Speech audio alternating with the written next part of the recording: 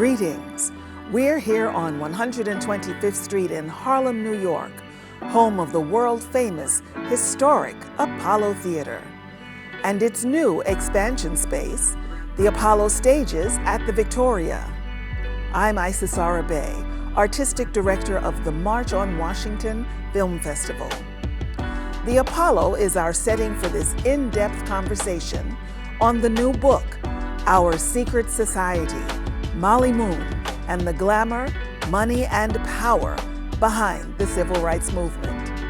Here to lead this conversation and introduce the author is the Apollo Theater's Senior Director of Programming, Leatrice Elzie. Thank you so much for being here with us today. It is my honor to introduce Dr. Tanisha C. Ford. She is the writer of Our Secret Society, Mollie Moon, and the glamour, money, and power behind the civil rights movement. That is a mouthful, but it is an amazing book, and I am so excited about having this conversation with her today. So before we jump in, though, let me tell you a little bit about Dr. Ford. Tanisha C. Ford is an accomplished writer, researcher, and cultural critic. She works at the intersection of politics and culture. She has forged an international reputation for her groundbreaking research on the history of Black style and fashion, as well as social movements. Tanisha was honored as one of the Roots 100 most influential African American. She is currently professor of history at the Graduate Center, City University of New York, where she teaches courses on African American and African diaspora history, biography and memoir, and the geopolitics of fashion. She's also a co-founder and the director of Textures, a pop-up material culture lab studying global Black migration through objects.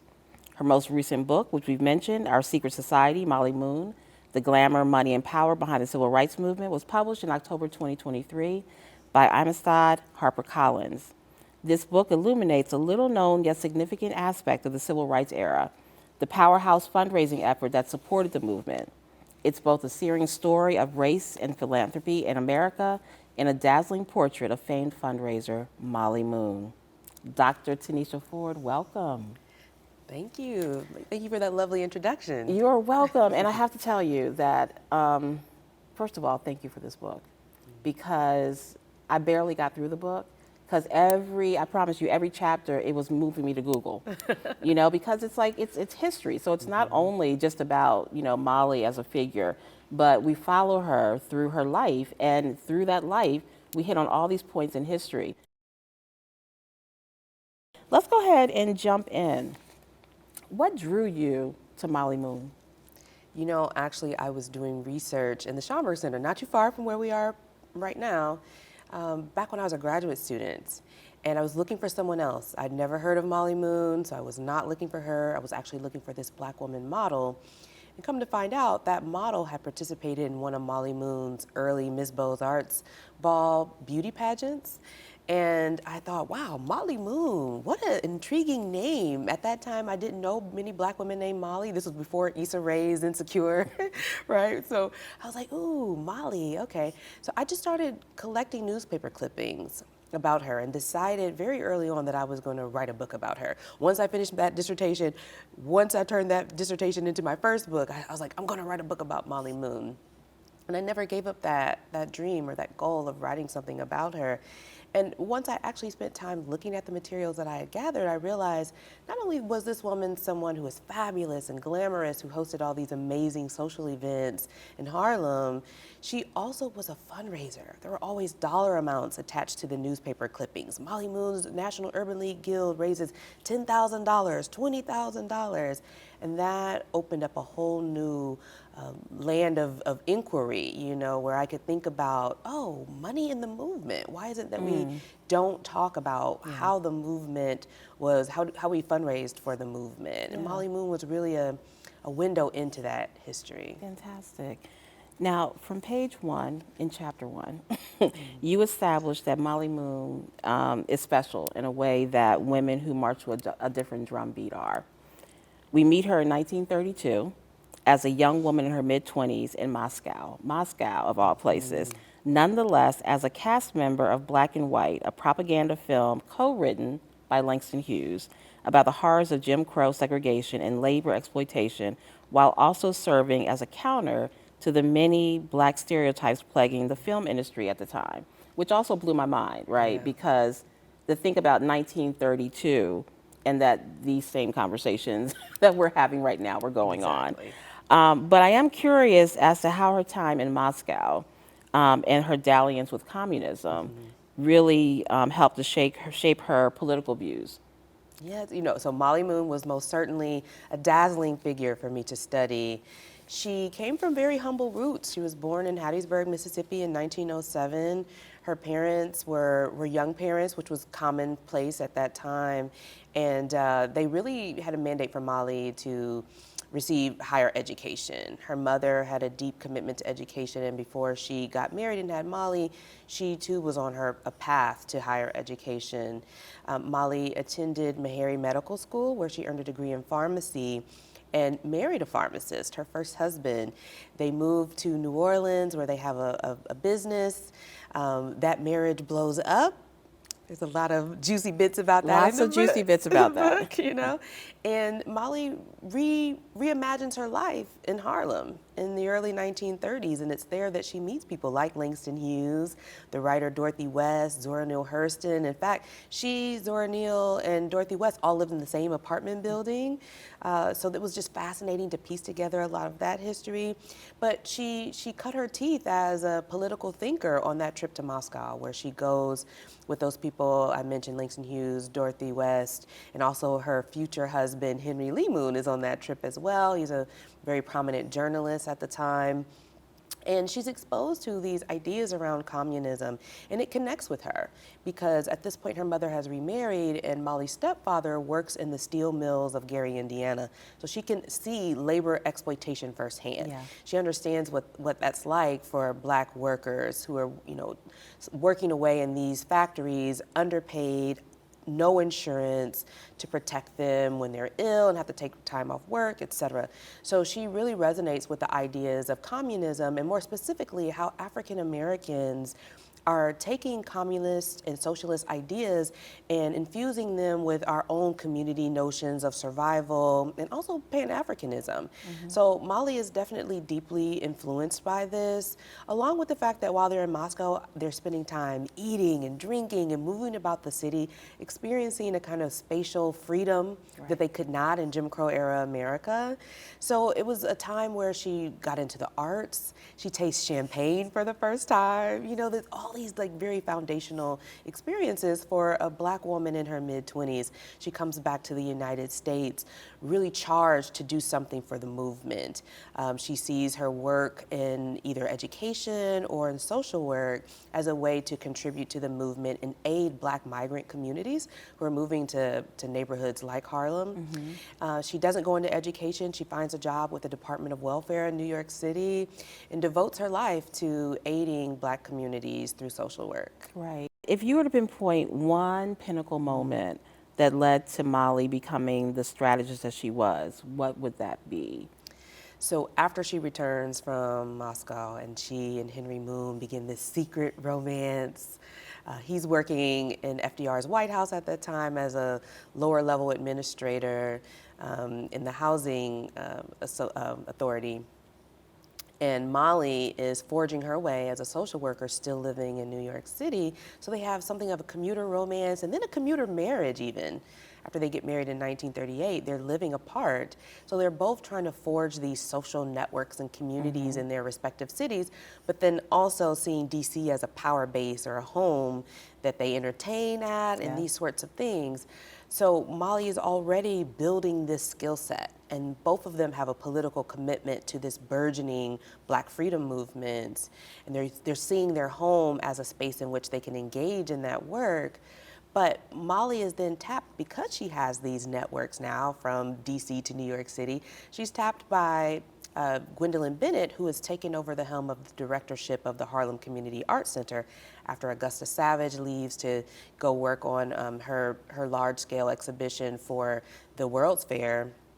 Mollie Moon is tapped by Gwendolyn Bennett to come in and raise funds for that Harlem Community Arts Center. Again, another institution that's just a stone's throw away from where we are now. That's right. This was a center that trained some of the most important Black artists of the 20th century. That's right. Jacob Lawrence, Romare Bearden was on the staff there teaching classes, Gwendolyn Knight, Selma Burke. I mean, so many people came through that space and were nurtured and mentored there. While they received money from the New Deal's WPA programs, a lot of that money still had to come from everyday Harlemites to help fund the organization to keep the doors open, because hundreds of students every single month were coming into that center. And so they're in something of a financial crisis. So they're like, a woman like Mollie Moon, who has this skill set, we think that she could come in and bring new life to our programming committee, to find ways to, beef up our fundraising initiatives. So that's how she cuts her teeth. Now, unfortunately, the doors were forced to close, largely because of the onset of World War II. And a lot of the money that had been earmarked for the arts had to then shift towards supporting the war effort. But nonetheless, she was able to build these, lasting professional ties with people like Lester Granger, who was also on that board of directors, and Islanda Robeson, who was an academic activist and also wife to Paul Robeson. So you talked about Mr. Granger. He is Mollie's entree into the Urban League. Right. So let's talk about the National Urban League and Mollie. Yeah, so it's really important to note that at this time, the Urban League has been around to support Black migrants to urban centers across the United States during this wave of great migration. And Lester Granger has been elected to helm the National Urban League. In 1940, he takes office. Now, he and Mollie Moon, they're both peers and colleagues. They're both social workers. They've worked together through the Harlem Community Arts Center. Granger is a leading intellectual who's thinking about social issues and social justice issues impacting the Black community. So in that way, he and Henry Lee Moon are also peers, writing very publicly about these issues. They're considered some of the most prominent public intellectuals of their day. So because he has this close friendship with her and he's seen her in action, he knows her skills, he charges Mollie Moon with creating a fresh body within the National Urban League, and a body that would be responsible for being the PR arm of the National Urban League, explaining the work of the league to the Black community writ large.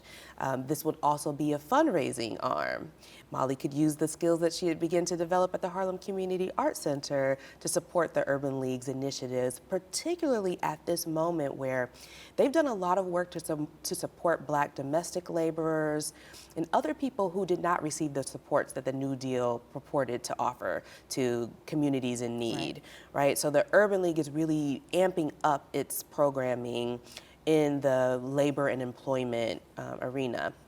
So Mollie Moon creates what she then calls the National Urban League Guild, which is founded in the early 1940s to support the work of the National Urban League. And it begins really small with a lot of the women who were working with her on the committee, the programming committee for the Harlem Community Arts Center. They become the first members of the National Urban League Guild.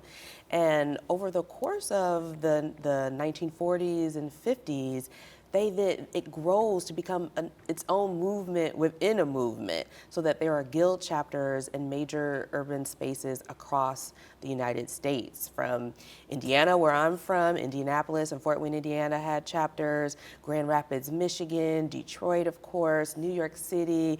There are chapters in New Jersey, Atlanta, Memphis, Tennessee, Phoenix, Arizona. Like it's just, again, this important arm that's doing this community-based outreach to raise funds for the National Urban League. And all of this is part of Mollie's genius, right? This was her vision for the kind of work that Black women have been doing in our communities, in our churches, and our fraternities in our sororities, and also as the wives of fraternity members, doing that kind of community-based work. We can pull together those women to do work for the National Urban League. Yeah, and she was so intentional. She really was. Yeah, and I love that about, she was like the intention, in which she did many things in her life, quite frankly. Right. Even as she and her husband were sitting in DC, determining, like he he didn't make as much money as Right. others did, but how are they going to entertain? Yes. You know, so it's like, okay, you go get the furnishings, Right. and make us look rich. Yes, yes. And I will take care of the rest. I'll make sure that the bills get paid. And it was so important for me to tell that part of the history. For other historians, that might be something that's frivolous or trivial. I'm like, no, no, no, no, no. When people are consciously, seeing themselves as a power couple and trying to move into that Black power elite, these are the kinds of things you're thinking about. We want to use our home as a space where we can entertain, bring people into this space, help people make connections, coalition building. Our home is a vital part of that. So yeah, they were serious about that business. Mollie, and from what I can tell in the archive, she decorated their home very beautifully, and people loved to come into their home for events. And it made me admire her even more, the fact that she did so much with so little. Sometimes even sacrificing paying a phone bill. That's right. That's right. to buy a nice home furnishing. Yeah. And so Mollie founds the Beaux-Arts Guild, Arts Ball, and as well as the Summer Party, as the primary fundraisers for the National Urban League. So walk us through a typical event, because from all the things that we read about them, they were fabulous. Yes. They were the who's who to be seen and to see. Yes. So talk to us about the Beaux-Arts Ball. Yes. Oh, I just loved it. So this is another one of those events that was a holdover from the Harlem Community Arts Center days. So the first Beaux-Arts Ball is a fundraiser for the Harlem Community Arts Center, and she carries that over into her work with the National Urban League Guild, and it becomes her signature fundraising event. What I love about these events is that they really drew from a Caribbean carnival tradition, so there were costumed affairs. People would come decked out in these elaborate costumes that they either made themselves or that they purchased. Sometimes they would even hire a seamstress to design the dresses for them, or whatever costume they wore. Some people came very scantily clad, in that spirit of carnival. They also were inspired by the drag balls that were popular in Harlem in the 1920s and 30s. I'm thinking about the Hamilton Lodge balls, for example. And so that spirit of costume and play, thwarting gender expectations and norms, class hierarchies, racial hierarchies.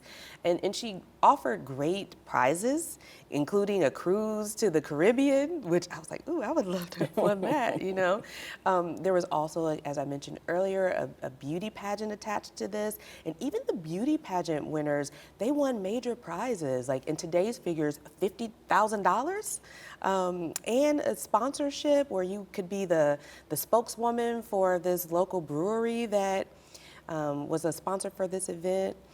So I love the nature of those balls, and she held them at the Savoy Ballroom for many, many years until the Savoy was forced to close. But they were a signature event for her, and by the time we get to the 1960s, politicians know they have to be there, and they want to be photographed with Mollie Moon. All politicians. Not just Black politicians. Not just, because at that time there were so few Black politicians, right? So we're talking about governors. Nelson Rockefeller, for example, knew he had to be at Mollie Moon's Beaux-Arts Ball.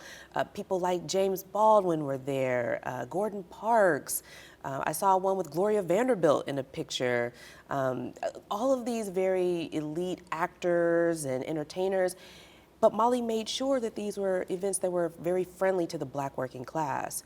So those domestic laborers that they were working to support through the National Urban League came to those balls as well, right? Mollie's idea was, I want to create an event that allows all Black people, regardless of class, to experience a taste of luxury, if only for one night. And we're going to make these wealthy white folks come up to Harlem. Yeah, they had to come uptown. Right? They had to come uptown, and the only reason why she moved the summer event downtown was because she and Winthrop Rockefeller, whom she worked very closely with on fundraising initiatives for the National Urban League, felt that they could break the color barrier if they held one of those summer soirees at the Rainbow Room at Rockefeller Center. So she was a strategist. Yeah.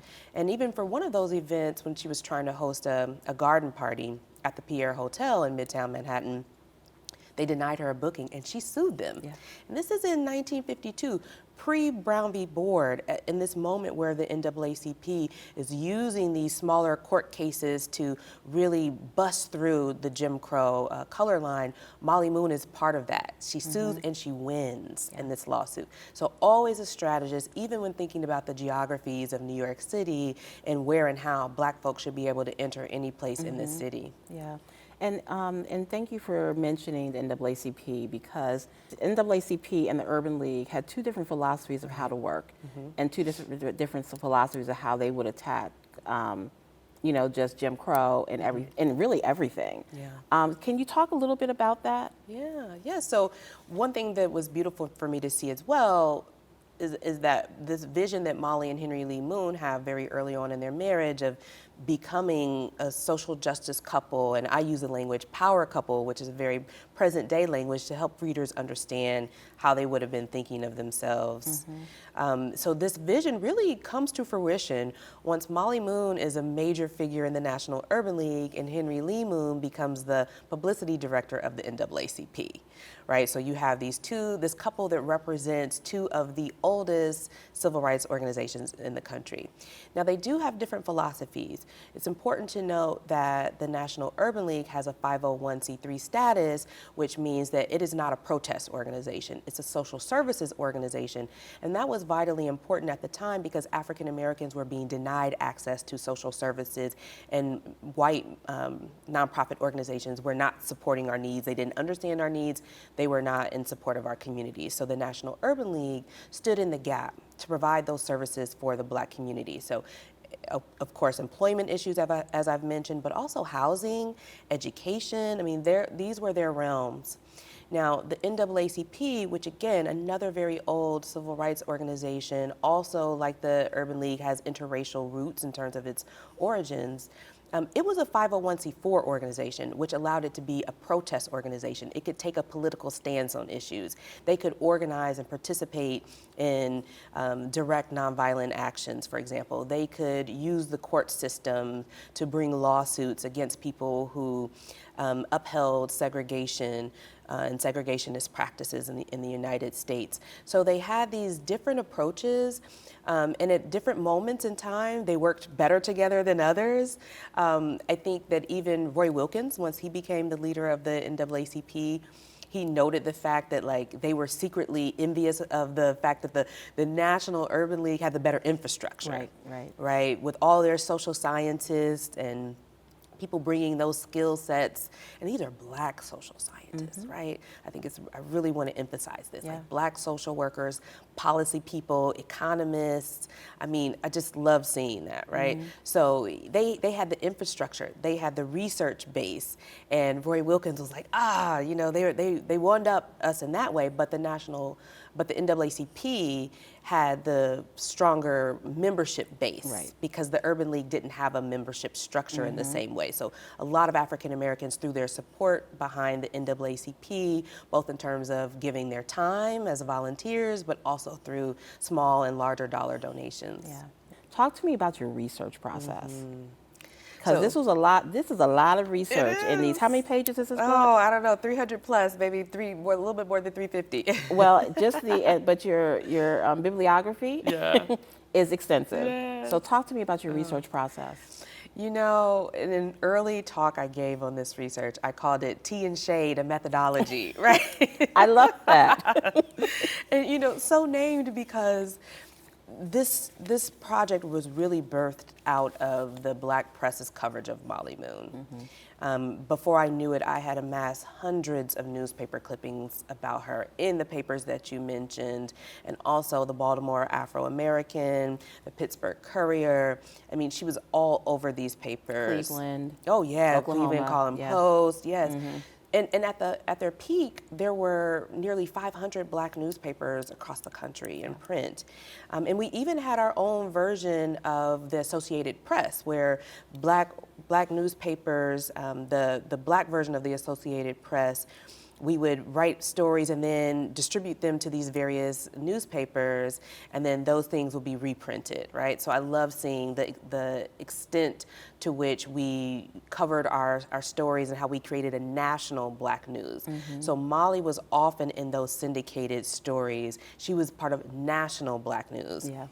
She was also regularly featured in Ebony and Jet, which two were just invaluable sources of material for me. And so I really coupled that kind of newspaper coverage, which again covered the society, you know, everything that was happening in Black society, which is how I was able to figure out what people were wearing, what they were eating, where they were partying, who they knew, you know, really to piece together those social networks.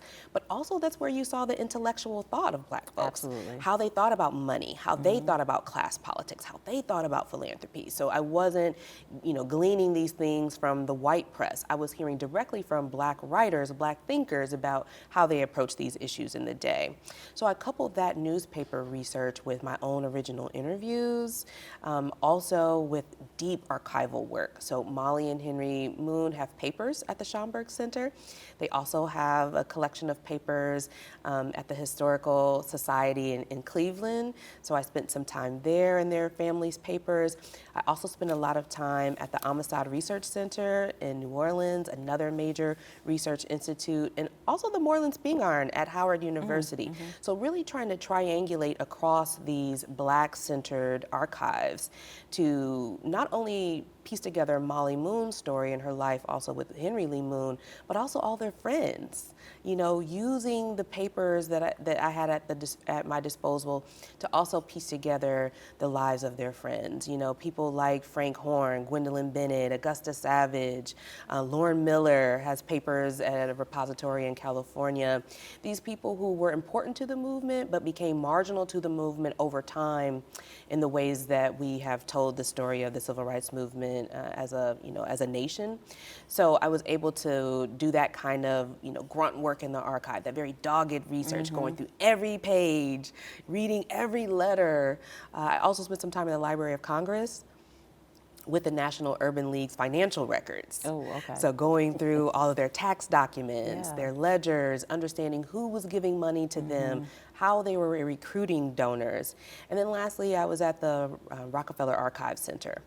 So it's one thing to study these organizations through their own papers, but then also to go to the Rockefeller Archive Center to study these organizations through the lens of the philanthropic foundations that were behind the scenes giving millions of dollars to various civil rights organizations. So I tried to do my best, you know, to leave no stone unturned. And I was doing this during a pandemic when archives were closed. I had to work very closely with archivists and librarians to help me digitize materials so that I could get those files digitally and then go through them at my home. So it was something to write this history in that moment. How long did it take you? So I had the idea for the book in 2010 when I was still a graduate student. I began working on it in earnest around 2015, and then really devoted my time to the writing starting in 2020. When I began that writing process, I didn't know that I would be writing into a global pandemic. Yeah, so all told, over a decade from idea to publication. Well, I'll let you know that I also had our archivist here at the Apollo look up Mollie Moon. Oh, wow. In preparation for this interview. We didn't find a lot, but he did find one mention of her. In the Apollo archive, which was a part of an oral history that had been done a number of years ago, where a woman had come back to Harlem from wherever she was, because it was kind of broken up, but she had come back to Harlem at the behest of a friend who was helping Mollie Moon raise money. And so that is why she came back, so that she can be a part of that movement. Yes, oh, I love that. Mollie was also able to mobilize wealthy white people. And how critical was that to the National Urban League? Yeah, so as you mentioned, African Americans, we are givers. And it's part of our traditions. Still to this day, we outgive people of other races within the same social class. Like that spirit of generosity is critical to how our communities have been able to thrive, right? So I wanted to piece together that history of Black generosity to understand that our notion of philanthropy predates the rise of the white industrial philanthropist, right? The Carnegies of the world, for example, the Rockefellers of the world.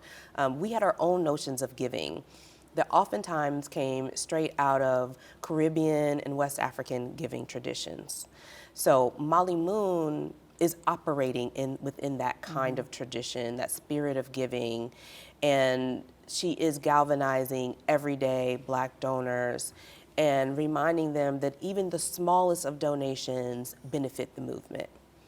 Now the challenge becomes, of course, as we begin to mobilize as a people to fight for racial equality, anti-Black violence also becomes heightened. And with that anti-Black violence, I'm talking lynchings, beatings, false arrests, expulsions from school. With that also came economic reprisals. So white citizens councils across the South really consolidating their own power, their social power as leaders of banks, people who give out home loans, people who are presidents of universities. They worked together to create these organizations that that created this economic stranglehold on Black organizations, draining them of their resources. So with this two-pronged hit of anti-Blackness, it meant that the movement organizations were even more necessary. The kinds of voter education and registration drives that they were holding, the breakfast programs, alternative school systems and trainings for Black youth, freedom rides and other kinds of direct nonviolent actions as we move into the 1960s, those things became even more necessary, which meant we had to raise even more money to support those kinds of initiatives. So at a time when African Americans, the majority of us were living at or below the poverty line, there's only so much that even with our spirit of generosity that we can give, given the realities of the racial wealth gap. So the Urban League decided, well, what we really need to do is mobilize what I call the Park Avenue elite. Because at this time, wealth was concentrated in New York City. All of the leaders of industry lived here, you know? So if we can get them to give, if we can get them to lend their names to the movement, then maybe we can curtail some of this anti-Black violence, and we can also raise money to help our Southern affiliates recoup what they've lost during these very violent attacks, you know, both physical violence and economic violence. So Mollie Moon became a figure who was then charged with maintaining the fervor and energy around giving within Black communities, while also, you know, switching her pitch so that she could be in the rooms with the Vanderbilts and the Javitzes and the Fields of the world and get them to also give money to the National Urban League. So the optics, and before we go into the next question though, as we talked about these the WCCs, White Citizens Councils. Citizens Councils. Yes. And what we found as they were doing this draining of resources, you know, for these, you know, Black pockets across the South, often it was following landmark legislation or something, following Brown versus Board of Education. Exactly. They were so incensed that this became the backslash. Exactly. Yeah. Exactly. And especially these were leaders in cities who had been very pro establishing an NAACP or Urban League chapter in their city in the 1940s, right? When it doesn't seem like Black people are asking for much, and these are more, you know, social services related organizations. But once we started to call for an end to segregation immediately, and then we have that legislative victory through Brown v. Board, I mean, it really, that's when we saw this rise in the white citizens councils. Yeah. And it was important for me to note that, and also to use that as a way to think about how Black people countered those things. Because, in the Great Migration story, we always think about the Black people who left the South. Mm-hmm. But there were millions who stayed in the South, Yeah. and they had to strengthen those coalitions again within the community. So that's why we see Black churches be so central to the civil rights movement story, because those were political bases for the Black community. Also, again, fraternities and sororities, chapters of the Elks. The Elks were very involved in the civil rights movement. Yeah. Social clubs that you might not even think cared about this in that kind of way. Sometimes we paint them as being so bourgeois that they're not, committed to the movement. Even bridge clubs, Yeah. Black bridge clubs were also giving and were part of that matrix of support. So in the book, I call this the Black Freedom Financial Grid. Mm-hmm. This grid that was national, that women like Mollie Moon were key nodal points in their respective cities that connected Black organizations, and they were able to use that grid to move money to cities and neighborhoods that needed it most. Yeah. Now, the optics of raising corporate and foundation dollars from wealthy white donors to support the freedom and equal rights of Negro people was a challenge for Black organizations, too, because they're trying to get everyone under the same umbrella, but your more militant Black people are just like, yeah, no, that makes no sense. White people cannot support the movement in that way. And so talk to me a little bit about, just those challenges and how Mollie and the Urban League in particular, like, were really able to meet that challenge and really to champion that challenge. Yeah, so this was a beautiful moment in the book for me as a researcher to learn more about different schools of thought within the Black community. So one of those schools of thought, of course, I'm thinking about approaches to fundraising. This move toward receiving large donations from corporations and philanthropic foundations, that was a strategy, right? That was approach. It was a set of decisions that led the National Urban League to that path. There was resistance to it. And I found many stories in the Black press where African American journalists and other intellectuals of the day were like, no, if we start accepting this money now, we'll always be beholden to the white elite. Some of them felt like the solution was to raise up our own Black millionaire class in the United States. So this idea that, Black capitalism was the solution. If we just had equal access to the marketplace, then we could have our own millionaires and they could fund our initiatives. They can fund our HBCUs, et cetera. Other people felt like Black capitalism won't save us either. Capitalism is the root of the problem, So Mollie Moon is very aware of these various conversations. In fact, in her archive, I found newspaper clippings where she's collecting different stories. So she's abreast of what's happening. So she's always trying to figure out how to raise money and alienate the fewest number of people, right? But it was a way for me to show a range of Black political thought. That we often say, as African Americans, we are not a monolith, right? But this, to me, was evidence of that, right? No, we were never a monolith. We never thought in one unified political way. Even during the Civil Rights Movement, there's a way that today when we tell this history, we present us in certain ways as unified. Like, we just need to go back to the times when we were unified. And it's like, no, we always have a diversity of thought, right? We've always had different ideas of how this movement should unfold. One thing that the National Urban League was able to do, especially once Lester Granger was made to retire after he had served his 20 years at the helm of the organization, and Whitney Young rises to that leadership role, they were able to make themselves invaluable because Whitney Young was very deeply committed to them doing the social science research around race, racism, housing discrimination, labor discrimination. So the fact was, okay, we're the ones who do the work, right? Whitney Young, too, was a social worker. And in fact, he had come into leadership of the National Urban League after being the dean of the School of Social Work at Atlanta University. Okay, so he's a social scientist at heart. He spent a year before he took that role really spending time in Boston, studying at Harvard, working with professors at MIT and Brandeis, and also working alongside Black activists in the Roxbury neighborhood of Boston to understand movements, to understand the social sciences, the urban policy, and so forth. And so his approach was, we can make ourselves indispensable to the Black community if we have this empirical research and evidence. We can also make ourselves indispensable to the White House and legislators if we have this research, and we can give them dollar amounts and figures to support our claims. So we're not just going to be the, the blustery, big Black voice, speaker. We also have the research. So that's one way they kept themselves in the conversation. And also because Whitney Young amplified this initiative of receiving funds from corporations and foundations under his tenure, his leadership. They raised even more money from these organizations than under Lester Granger.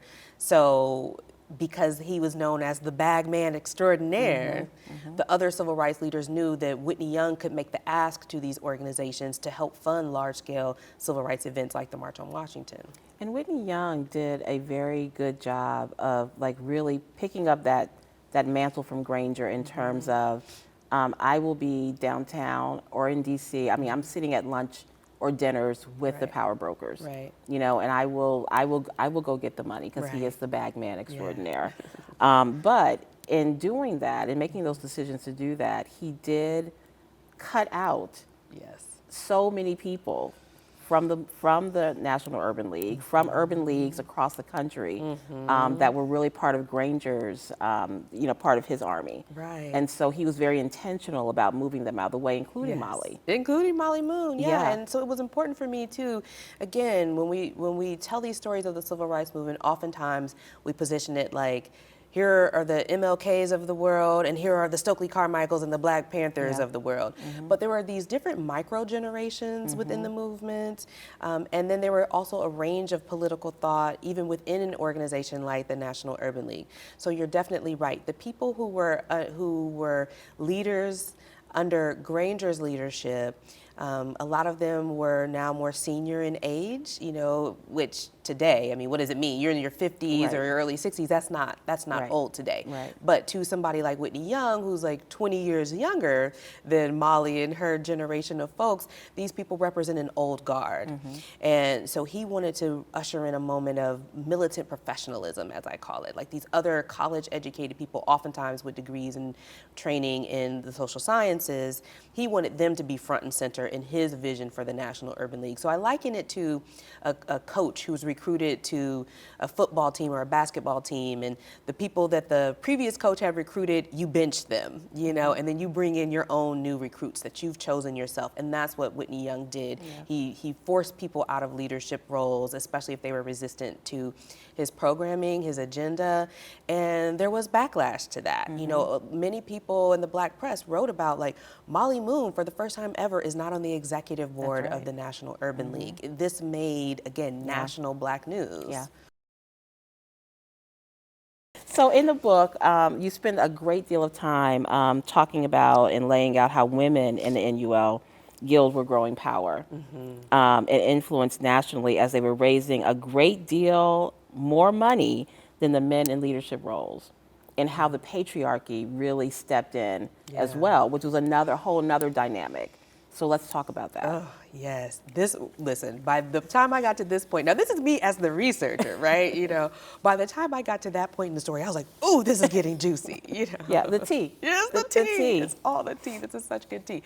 So as I mentioned, Mollie Moon establishes the National Urban League Guild in the early 1940s, just as the U.S. is entering World War II. By the time we get to the 1950s, there were many women within the organization, particularly in the Atlanta chapter, which was very active and is a very strong chapter. It was very democratic. Women could join, and it wasn't like this elitist, institution at all in Atlanta. There were also visionary leaders in that Atlanta Guild who felt like the men are diminishing our work. we're not just women who come to the Urban League annual meeting and pour tea. You know, we're not just these fun party girls who are hosting these events. We are working professionals within our community, and we're doing major leadership work in our communities. We know the local and state politicians. We know all the members of the Black press. We know how to get them to come to our events. We have built bonds and relationships with the Black professional classes and those, lower middle class and working class Black strivers. So we need a seat at the table, a proper seat at the table. And once they formed a meeting in 1952 at the annual meeting and decided to take on the name the National Council of Urban League Guilds as a way to solidify their work as more than merely these, helpmate, volunteer women to the men. We are our own body. We're our own organization within the organization. So we can benefit from the resources and the shine and the pull that the Urban League has, but we can be semi-autonomous in that we set our own agenda. So by the time you get to the early 1960s, the National Council of Urban League Guilds has amassed so much power that male leaders are writing to Lester Granger right before he leaves office, and they're like, our Urban League Guild has too much power, and so Lester Granger is trying to give them pointers on how to keep their guild under control. Right. And so it was interesting for me to see that dynamic play out in letters in the archive. And I'm like, look at this here, right? And so I'm reading also Mollie Moon's correspondence where women are writing to her like, listen, at the next annual meeting, we need to put some people in their place. And so she's trying to be the politician within the guild who's like, well, we don't want to completely alienate the men, but we do need to massage things to get them to see it our way. And I felt like Mollie was very surprised by Lester Granger's responses to the men as well, because they had a different dynamic. They had where it was really more of a partnership. Versus these men writing in, from Phoenix and from all these different places saying, y'all need to put these women in check because, and so I felt like he kind of threw Mollie for a loop. He did, and I loved how she doubles down when the Philadelphia Guild is established. Lester Granger gives one of these like, and the Guild women, like they're our helpmate, right? Like they're the supportive wing, and look at these gracious wives and mothers. And Mollie follows him and says, we are leaders. That's right. We do the hard work. We do the work of the guild, of the Urban League, and she redefines the work of the guild, right? We're not gonna go with your definition of what the guild is. That was a pivotal moment. It was a pivotal moment. Yeah, that was a pivotal moment. The book begins in 1932 and ends with Mollie's death in 1990. You carry us, as we have been discussing, through so many moments in history and how each moment impacted Black people. As a lover of history, I, as you hear, was totally enthralled by the precision in which you unfolded the past, while being keenly aware of the repetitive nature of the past and how we are constantly in a wash, rinse, and repeat cycle. So this is just an excerpt from something you wrote. The reality was that African Americans were facing an interlocking set of issues: poverty, unfair housing, police brutality, disenfranchisement. The crux of the matter was less about what needed to happen first and more about how to mobilize a national coalition to tackle these issues simultaneously. All that felt too familiar. And at what point during the writing of this book did you recognize the parallels between then and now, the past and the present, and how did you feel as you sat in that reality? 2020 was such a harrowing moment for us all, particularly for those of us who were living in New York City and even in Harlem more specifically, where we saw firsthand how Black and brown communities were disproportionately impacted by COVID-19. Of course, we know our communities are always under surveillance, but seeing the police killing of George Floyd circulating across social media, and then seeing the national outcry around this, myself even taken to the streets of Harlem, marching, protesting, and then going home to write more of this book. It was, in many ways, it brought me to tears. It made the work I was doing even harder because I was like, these aren't abstract ideas. Right. These are things that really happen to our people that we have endured. And we're living through this moment again. And of course, what comes out of that moment, you get all these corporations and philanthropic foundations who are like, oh, we want to be on the right side of history. We want to give, we're going to make all these donations. Yeah. And so they're pledging millions of dollars to organizations. They're pledging to be anti-racist, we're really going to do a reckoning in-house, and, we're going to be anti-racist. And it seemed like for a year that they were deeply committed to racial justice. And in the book, I saw a similar moment happen. Various moments, but definitely the late 1940s and early 50s was one, and then the early 1960s was another. And it's usually either some kind of violent occurrence, right, that makes these people feel like we need to appear to be on the right side of history here. And so I call it like racial justice capitalism, right? Racial equality capitalism, where we're gonna give this money, or at least pledge that we're gonna give this money because we wanna be seen as on the right side of history.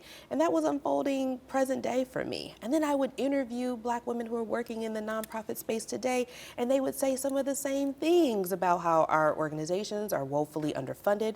We don't receive the same kind of funding as white-helmed organizations. The Ms. Foundation produces a study that gives the numerical figures that supports the kind of anecdotal stories that women were telling me in the interviews. So it was at once a time where I saw, okay, this is just a changing same, right? But the part of pride that came in was in seeing that in these moments when white people are looking to us and they want to be generous and give all this money, and then when they're not, it's our mutual aid networks that sustain our social justice movements, our organizations. So it's why we can never diminish the importance of those small dollar donations that everyday Black folks are giving to our organizations, because it's those quote unquote small dollars that sustain us. So sure, fill in the blank billionaire can give money to Spelman or to whatever institution they want to, but it is Black people, our support, our sweat equity in our own organizations and communities that really sustain our work. So I wanted to show, like, sure, there is this history of white philanthropic involvement in the movement, but it's really the spirit of Black generosity and Black grassroots organizing that's at the heart of what we do and why our institutions can have these long, histories and legacies of engagement in our communities. What did you admire most about Miss Mollie Moon? There was so much to admire, especially because she was a Black woman who, to use the phrase, ahead of her time. I mean, she was ahead of her time. Absolutely. She didn't adhere to many of the gender norms, the place of the woman as in the home. She was outspoken. She was a visionary. She was brilliant. One of the things I wanted to do as her biographer was really to demonstrate that she was more than a fancy party. She was a thinker. She was a strategist, and to really give her the kind of respect and treatment that we give to a figure like a Mary McLeod Bethune or Dorothy Height. She was their peer. She did similar kinds of work, but through her own glamorous lens. So I wanted to expand how we think about Black women's engagement with the movement and movement organizing, and her story, lent so much to that, to the way I was able to tell that history. I appreciated her curiosity about the world. She traveled after she came back from Moscow and later lived in Berlin. She traveled all around the world. I was just speaking with a colleague whose husband recalled meeting Mollie Moon perhaps in the 80s in Cuba, so well into her senior years, she was traveling around the world, still deeply committed to social justice issues and Black communities across the African diaspora. So she's someone who I think can be an inspiration for so many people, Black women in particular, but for all of us, because she lived a life that was deeply committed, but she also expresses the beauty of Black joy, Black leisure practices, Black rest, all the things that we're talking about now. She was saying those things in the 1950s and 60s. Well, our secret society Mollie Moon and the Glamour, Money, and Power Behind the Civil Rights Movement. Tanisha, thank you so much for writing this book. It is excellent, and I encourage everyone to go and read it because Mollie Moon, like you said, really is a model for all of us. So thank you so much for being here. Thank you. Thank you.